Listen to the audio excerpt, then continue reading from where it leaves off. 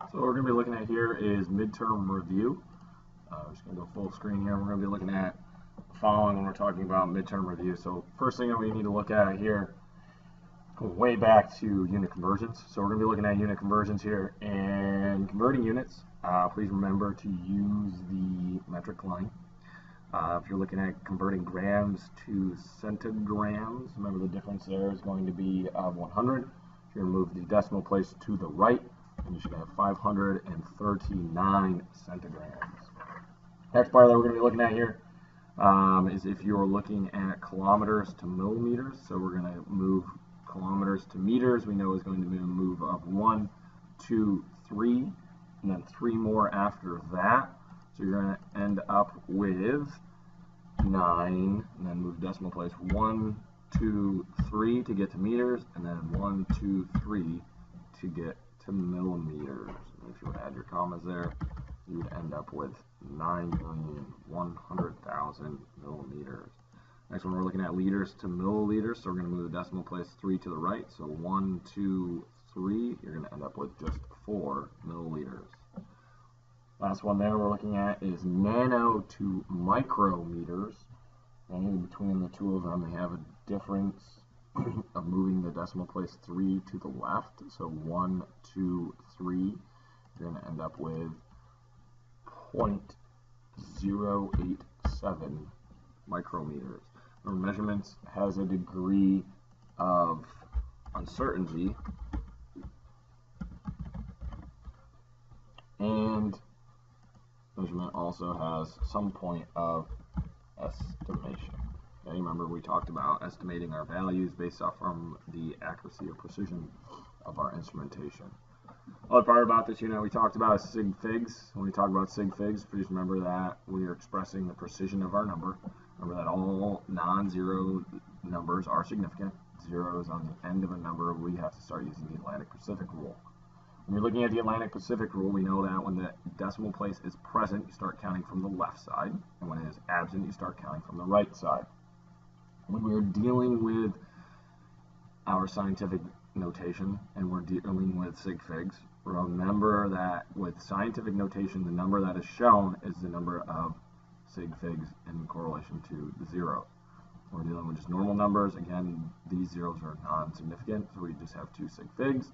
Also, same with this one, with the decimal place absent, we still would have 2 sig figs. When we're talking about rounding, remember when we're rounding, when you're multiplying or dividing, you round by the number of significant digits, the least number, so limited by the factor with the least number of sig figs. When you're adding and subtracting, you're going to round the decimal place, but it's going to be limited by the factor expressed to the least number of decimal places. So if you're looking at the following and you're adding these up, we know that the least number of decimal places here is going to be 1, so we must only have 1 in our answer.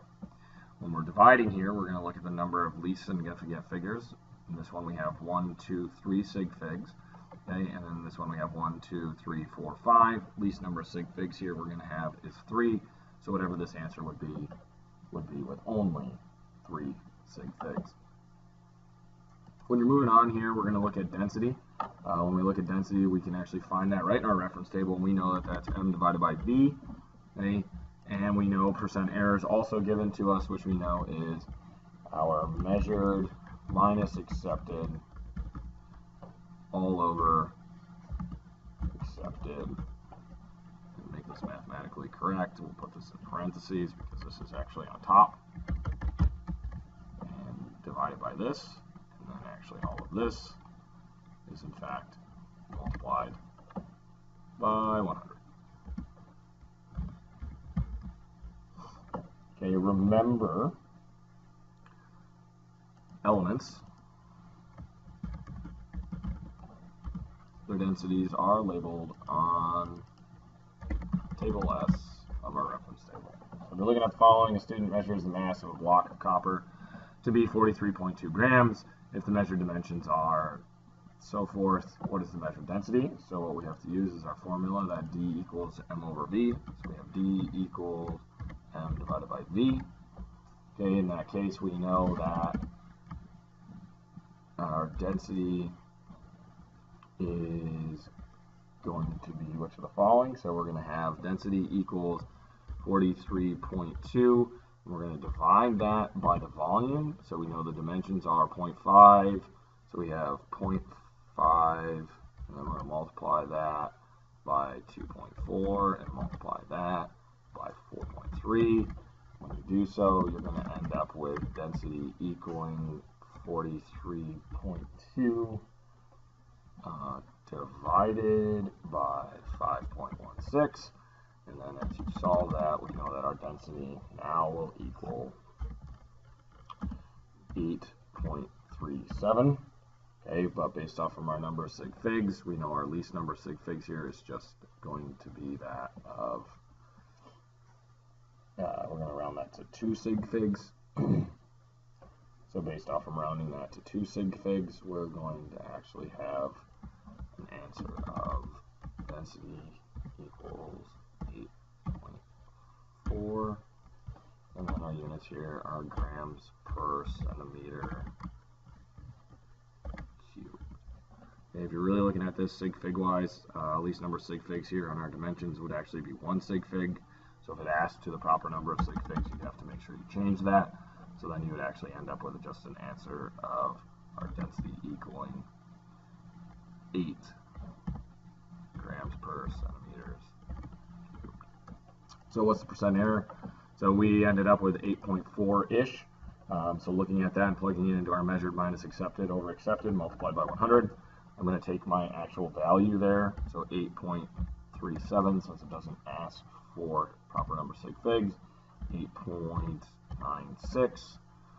Okay, and after I subtract those two, what I'm going to do is I'm going to multiply that by, divide that by 8.96, which is the density of copper, which I got from table S. And then after all of that, you need to make sure that you multiply that by 100. After you do the math there, you should end up with negative 6.58%. Remember, plus or minus doesn't make a difference. It just tells you based off from your answer, are you larger or smaller than that given?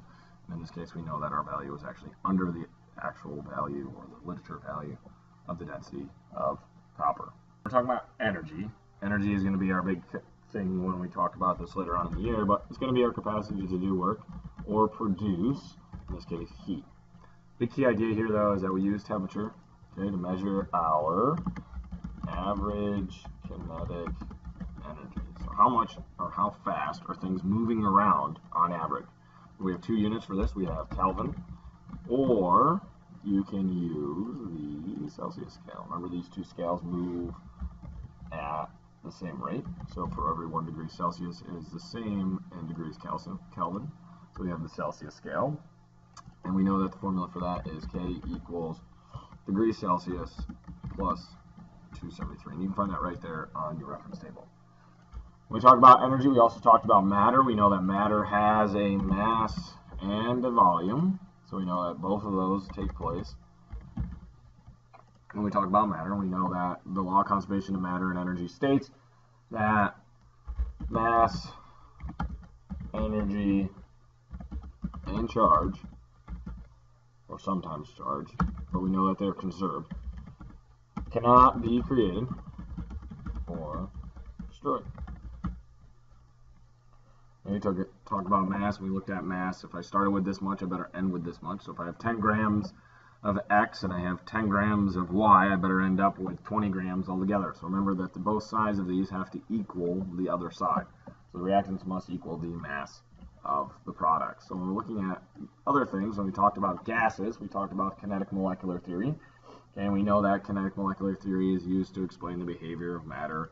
When we talk about it, it describes as a relationship among pressure, volume, temperature, velocity, frequency, and force of attraction amongst those of gases. We know that we use it to describe an ideal gas, okay? And we know that ideal gases have these 4 postulates. We know that gas particles are in rapid, random, linear motion. So we know that they move in random straight lines. We know that gas particles are separated by great distances, okay, relative to their size. We know that the volume of the particles is considered really to be negligible, or that of 0. And we know that gas particles have no attraction to one another, contrary to what we really know. And we know that they act best at high temperatures and that of low pressures. Okay, so they're moving around really fast and they have a lot of room to move around. And we know that collisions between particles and even the walls of their containers create pressure and are perfectly, which means transfer, so we know that is perfect elastic collisions.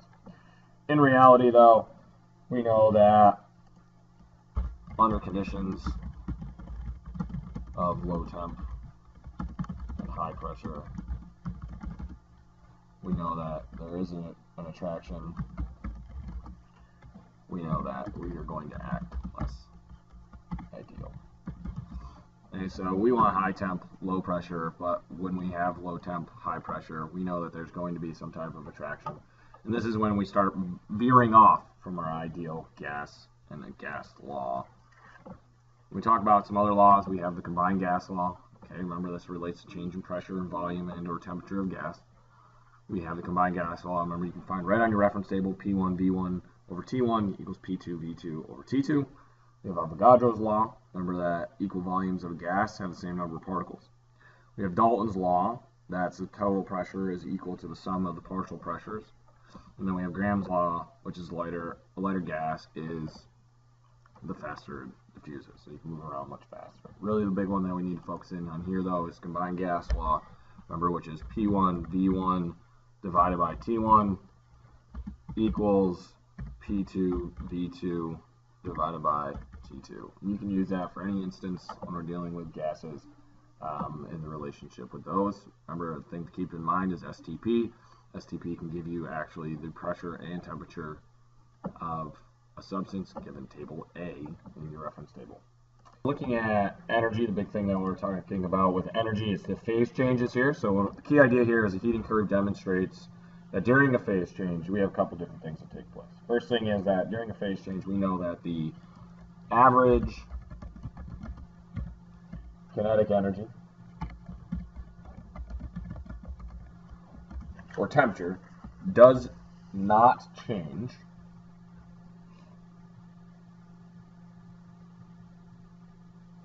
but potential energy does.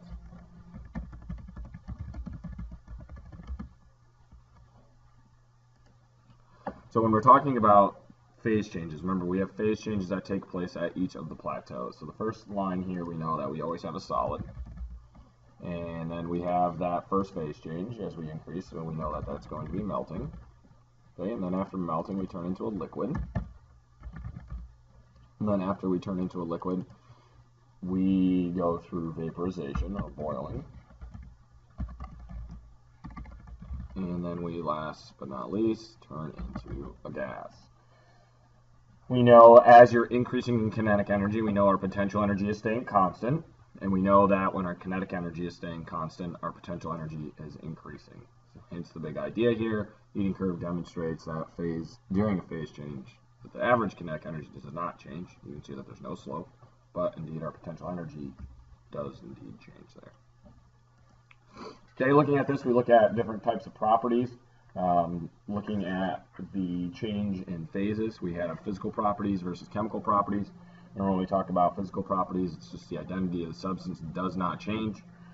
Examples of that, you could have anything from, ripping up something. That's a physical change. You could have grinding up something. Okay, so you're increasing the surface area. Again, it's just a physical change. Okay, you could go have something freeze. That's again a physical change. Chemical change, though, we know based off chemical change, something like burning. You could have oxidation or some type of reaction. Okay, that is a form of a chemical change. You start and end with something different in a chemical change, and then in a physical change, you know that you're actually just changing the physical shape of something. So when we look at these, we have three different types of kind of classifications. We look at elements. We know that elements are one type of atom. We know that that they cannot be broken down. And we know that they're found on the reference table or the periodic table, okay? Everything on the periodic table is indeed an element. That's why they call it periodic table of elements. So if you find it on the reference table, on the periodic table, you know indeed it is an element, and you know it cannot be broken down by any more means. Compounds we know are 2 or more, so 2+ elements, okay, that are chemically combined. We also know that with a compound they're at a fixed ratio. They have so many to so many, and based off from forming a compound, we now know we have new properties. Remember, when you have new things, you have new properties. So when you have a chemical reaction, you create something new. That new thing has new properties. Think of it as an example of maybe carbon dioxide decomposing into carbon and oxygen, something of that matter. When you're talking about mixture, mixtures, remember, can be physically combined. Can be physically combined pure substance. Okay, you can have varying ratios. However, when you have a mixture, you're going to retain your properties of things being in the mixture. And you can have 2 classifications. You can have homogeneous, or you can have heterogeneous, based off from is it the same composition or different composition throughout. Okay, so atoms of an element, molecules of an element, you can see that they're the same. Molecules of a compound, they are now different. Mixture of elements and compounds, giving you indeed your mixture. Okay, big key idea when we're looking at this is matter can be classified as elements, compounds, or mixtures. Elements and compounds are considered a pure substance because they consist of this only one type of particle. So if you're looking at the following, it says identify the type of which of the following is which type. So when we're looking at this first box here, we know it's going to be a mixture, but it's a mixture particularly of elements. Well, we know this second one here is going to be just element. Okay, it's the same thing throughout. Where this next one we know is a compound. This next one we know looks like it is a mixture of compounds.